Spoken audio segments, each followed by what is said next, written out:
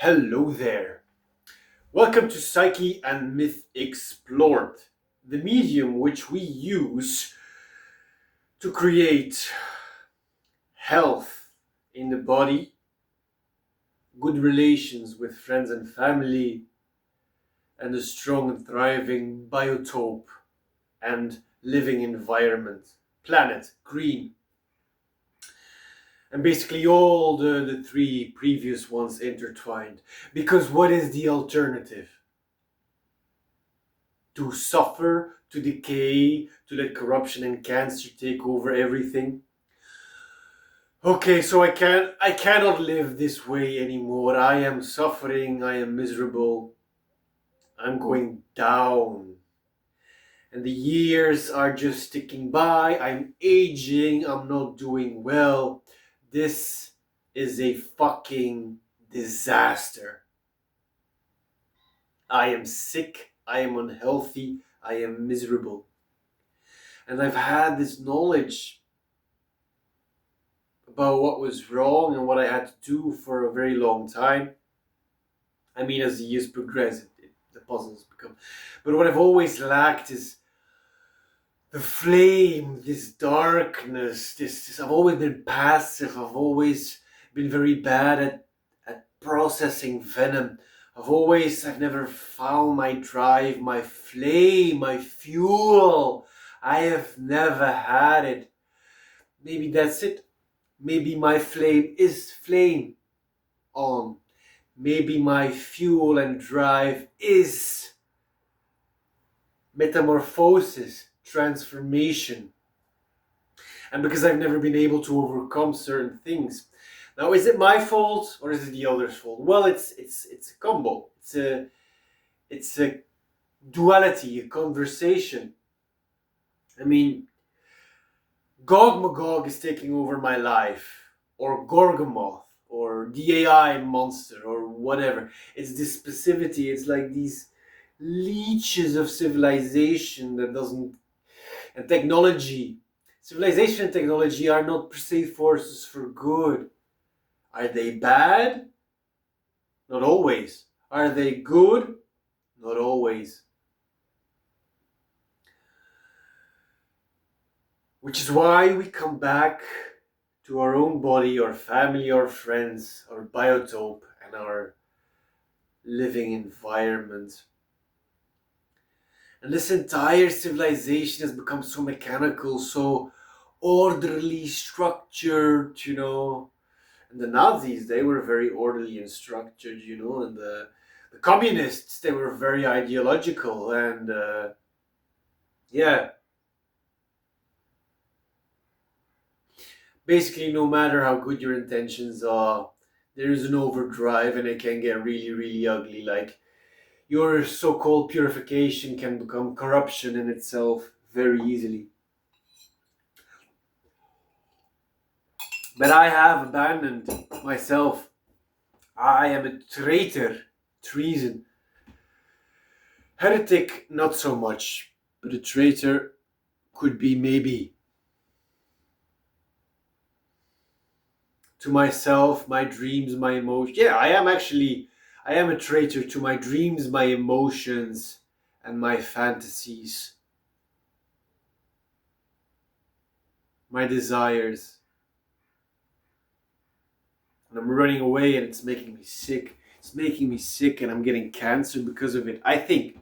I mean, how can I live this unhealthy, stressed, frustrated way and move along? Anyway, this video interaction is to put it online, to put it out, to hear myself speaking, to order my thoughts, to get some of the venom out. So,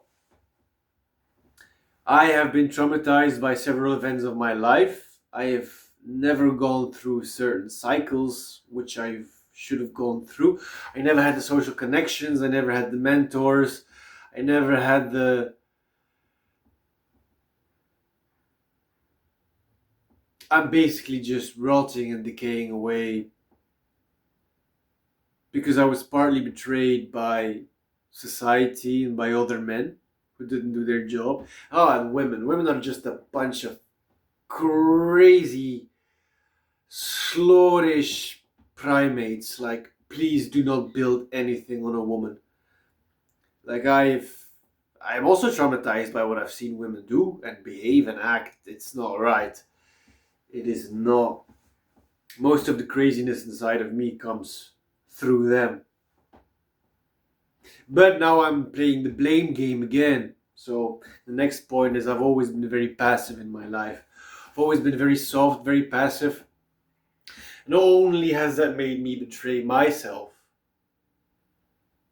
it also not pushed me in a career or in something I love and can develop and provide value, which I can then make money of, which I can then build up a good life. But this passivity also allowed evil and corruption and rot and decay to overtake me and everything around me, which is very important. This passivity and this naivety towards meat, eating meat, killing protein, naivety towards women, like their whorish nature, their deception, their manipulation. Like, a man should not protect and provide another man's whore. Like, that is not okay. It's never gonna be okay, and that is a fundamental value that I have. A man should not invest, protect, and provide for a society and civilization that has betrayed him, because that is self-treason and a lack of dignity, dignitas, and self-respect.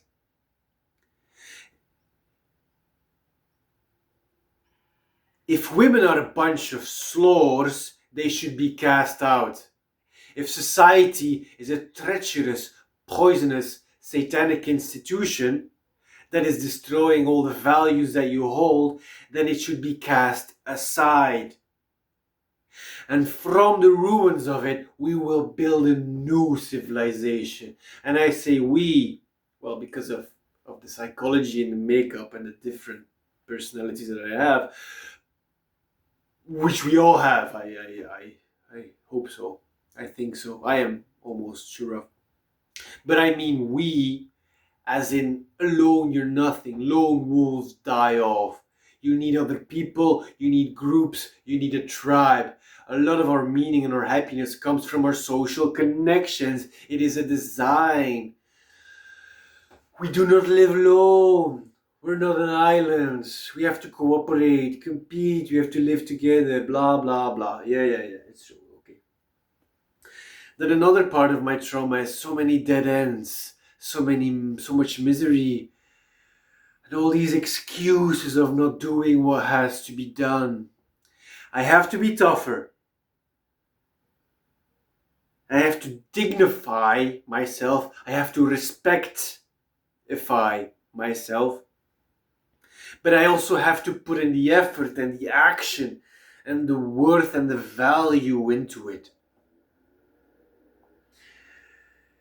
I have to process the venom inside of me. I have to accept the trauma that happened to me, which has been ingrained in my nervous system to the bone. I have to accept the fact that most of my reference experience are complete and utter failures. And I have to overcome this. I have to transform. And I have to do good so I can heal, so I can be useful, so I can build up something. And yes, it's I, me. But in the end, I am not in it for me. I'm in it for my tribe. But I don't have a tribe. So I have nothing to live for or to build for. Something to think about. I'll see you in the next vid.